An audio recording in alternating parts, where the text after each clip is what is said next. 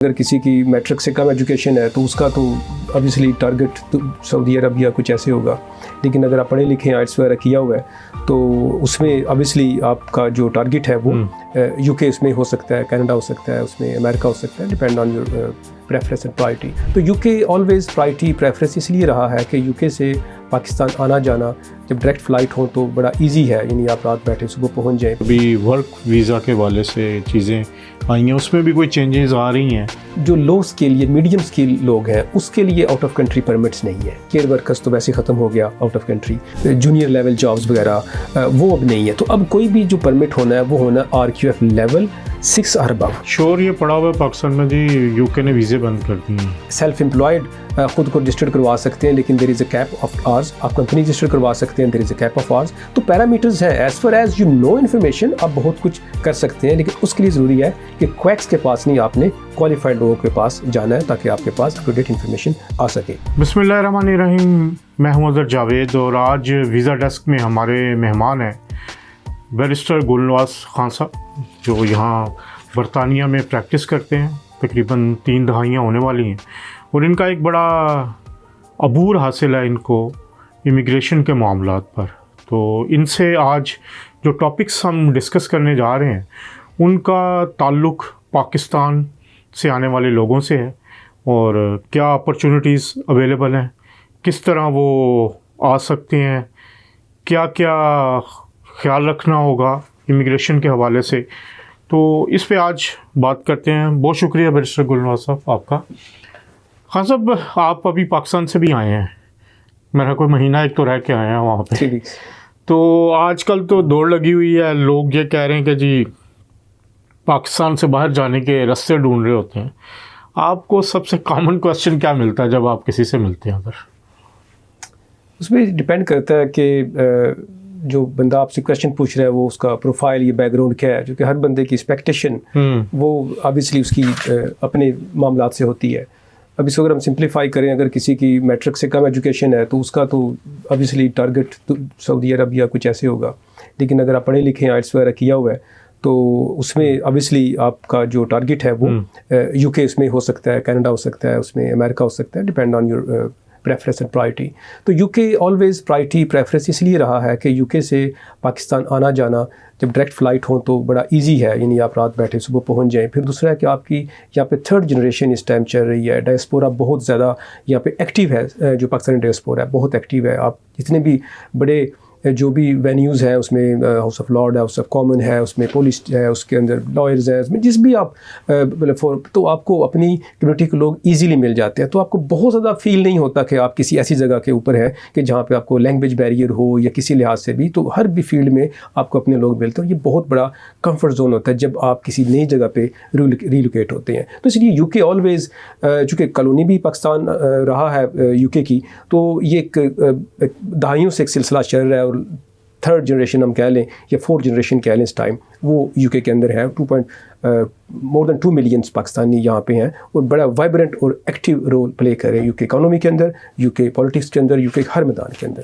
अच्छा गुलनवाज साहब, पाकिस्तान से जो इमिग्रेशन के मामलात हम देख रहे हैं कि यहाँ पे सख्ती भी काफ़ी हुई है, रूल्स भी चेंज हो रहे हैं, लोग आते रहे हैं, आ रहे हैं, बड़ी तादाद में आए। तो इस वक्त अगर एक कोई अवेलेबल रूट्स हैं यहाँ पे, अगर हम 1 2 3 करना चाहें तो कौन से हैं, अगर आप उनको लिस्ट करें? ये बहुत अच्छा आपका क्वेश्चन है, क्योंकि होता ये कि ना पॉलिसीज़ चेंज होती रहती हैं, वेरिएशंस आती रहती हैं। तो जिस वक्त पॉलिसीज़ का नहीं पता होता तो लोग उस टाइम, अब एक एग्ज़ाम्पल, मेरे पास एक जो है साहिब आई, फैमिली आई, पाकिस्तान में था मैं, तो उनकी प्लान ये था कि निकाह शादी वगैरह बच्ची की और वो प्लान ये था कि बच्ची का आइल्स हो जाएगा और सारे फ़ी वगैरह देंगे तो फिर बच्चा साथ लगेगा और वहाँ पे अपनी लाइफ स्टार्ट करेंगे और उसके बाद PSW और स्किल्ड वर्कर रूट जिस तरह से भी है। लेकिन उनको जब वो फ़ी वगैरह दे बैठे सारा कुछ, तो पता चला डिपेंडेंट से तो रूट ही ख़त्म हो चुका है, स्टूडेंट के डिपेंडेंट साथ आ ही नहीं सकता। इसी तरह केयर के साथ हुआ, तो केयर बारे में सारे मामलात में सब कुछ हो गया, लेकिन जब वो रूट टाइम आया तो उस पर केयर पे डिपेंडेंट ही लाओ। तो जो अप टू डेटेड जो आपके पास कोई बात होगी, उससे आप बहुत सी परेशानियों से, प्रॉब्लम से बच सकते हैं। और उसमें ऑफ कोर्स ये एक सीरियस मामला होता है, जिस जब आप रिलोकेट अपना कंट्री छोड़ के तभी करते हैं when it's very serious. Otherwise कौन छोड़ना चाहता है अपने पेरेंट्स को, अपने माँ बाप को, सिबलिंग्स को, अपनी जगह को। तो ये चीज़ें मामलात होते हैं। बहरहाल आप जिस भी रूट पे आप क्वालिफाई कर रहे हैं, कंपैटिबिलिटी बनती है, उसी पे कोशिश करें। और इसके लिए आपके पास राइट इन्फॉर्मेशन होनी चाहिए, और वो राइट इन्फॉर्मेशन आपको राइट लोगों से मिलेगी, ना कि क्वैक से। तो इसीलिए तो हम कोशिश करते हैं कि जो राइट लोग हैं, जो प्रोफेशनल हैं, जिनकी यहाँ पे इनको अलाउ भी है, उनको लेके आएँ। तो आप गुलनवाज खान साहब हमें रूट बताइए। अगर पाकिस्तान में एक बिज़नेसमैन है, वो सियालकोट में है, गुजरांवाला में है, मंडी बहाउद्दीन में है, या किसी और कराची, फैसलाबाद में है, वो अगर यहाँ आना चाहता है, उसके लिए कौन सा रूट अवेलेबल? जी, इसी मैंने जी अभी मैं चूँकि पाकिस्तान था तो मेरा चैम्बर ऑफ कॉमर्स सियालकोट में वहाँ पे एक ब्रीफिंग थी इस टॉपिक के ऊपर किसी लिहाज से। तो चूँकि सियालकोट वैसे भी एक एक्सपोर्ट सिटी है और वहाँ पे एक्सपोर्ट करते हैं। और इसमें होता क्या है कि स्पेशली सियालकोट फैसलाबाद से जब वो अपनी एक्सपोर्ट करते हैं तो उनको नॉर्मली मिडल मैन के तौर पे वो उनको कुछ कमीशंस देना पड़ती हैं, रेफरेंस फ़ीस देना पड़ती है, और उसके बाद उसके फर्दर टाइम वेस्ट भी होता है। तो चूँकि उनके पास फ़र्स्ट इन्फॉर्मेशन होती नहीं, और जो लोकल एजेंट्स होते हैं उनके पास बड़ी बेसिक्स इन्फॉर्मेशन होती है, स्टूडेंट की होगी, विजिट वीज़ा की होगी, या स्पाउस वीज़ा की हद तक, बस इससे ऊपर नहीं। तो ये जो दूसरी फील्ड होती है, कमर्शियल इसको कहते हैं इमिग्रेशन, ये एक नीश मार्केट है, ये ऑब्वियसली अब कॉमन नहीं मिलेगी। अब government of UK policies change करती रहती है। अभी जो करंट पॉलिसी है वो बड़ी ज़बरदस्त है, स्पेशली बिज़नेस लोगों के लिए। ब्यूटी क्या है इसके अंदर, अब चेंजेस क्या हुई हैं। पहले था कि 200,000 पाउंड आपके पास होना चाहिए एज इंडिविजुअल आ रहे हैं एंटरप्रेन्योर रूट। अगर आपने इन्वेस्टमेंट करनी है 2 मिलियन होना चाहिए। अब वो रूट ख़त्म हो गए हैं। 100 रिप्रेजेंटेटिव था, रूट ख़त्म हो गए हैं। उसके ऊपर अगर आपसे कोई पैसे ले रहा है तो वो बिल्कुल अनफेयर है। अब नया रूट क्या है, इस चीज़ को अंडरस्टैंड करना है, स्पेशली बिजनेस कम्युनिटी के लिए। ब्यूटी इसके नंबर 1 क्या है कि जी आपकी कोई इन्वेस्टमेंट को थ्रेशोल्ड नहीं है। मीन कि कोई आपने 2 लाख, 4 लाख या 5 लाख पाउंड यहाँ पे लेके आना रिक्वायरमेंट नहीं है।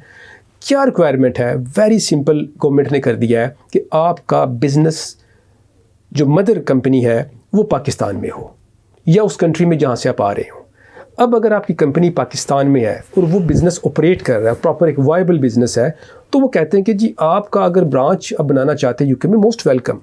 उसके लिए क्या प्रूव करना है? नंबर 1 आपका बिज़नेस प्लान, कि आप क्या बिज़नेस, जो आपका बिज़नेस है उसी की आप यहाँ पे रेप्लिका या ऑफिस या सब्सिडरी ऑफिस बनाना चाह रहे हैं, नंबर 1। नंबर 2 कि जो आप पाकिस्तान बिज़नेस कर रहे हैं उसका एक स्ट्रक्चर आपका हो जो कि सेंस बने। फॉर एग्जांपल जो पेमेंट्स हैं आप बैंक टू बैंक कर रहे हो, आपका जो पेरोल के ऊपर स्टाफ है उनका आपके पास रिकॉर्ड प्रॉपर हो, उनके साथ कॉन्ट्रैक्ट आपके प्रॉपर हो। अगर आप इंपोर्ट एक्सपोर्ट कर रहे हैं तो उसके लिए आपके पास उसकी सारी एविडेंस हो, और जो आपकी लीज़ या जो भी आपकी प्रॉपर्टी वगैरह है उसके आपके एविडेंस हो। तो बहुत से डॉक्यूमेंट्स आपके वो होते हैं जो वो फिज़िकली आपके पास ऑलरेडी अवेलेबल होते हैं, जस्ट उनको शेप का प्रॉब्लम होता है, नहीं पता होता। अगर प्रॉपर कंसल्टेंसी अगर आप ले लेते हैं प्रॉपर क्वालिफाइड लॉ फर्म से, तो वो आपको इसका प्रॉपर आपको गाइडलाइन दे देंगे, और अब बड़ा इजी है कि आप अपना ऑफिस बहुत ही कम पैसों में यूके के अंदर एक इंटरनेशनल मार्केट में आ सकते हैं। 1 नंबर 2 इसके अंदर जो खूबसूरती है वो ये है कि आप अप टू 5 लोगों को अपने साथ लेके आ सकते हैं। उस बिज़नेस का जो आप यहाँ ब्रांच बनाएंगे, global business mobility scheme, GBM scheme कहते हैं, तो अप टू 5 लोगों को आप यहाँ पे लेके आ सकते हैं। और ये वो 5 लोग फर्दर आपने लेके रिक्रूट करने हैं तो आप लोकल भी रिक्रूट कर सकते हैं।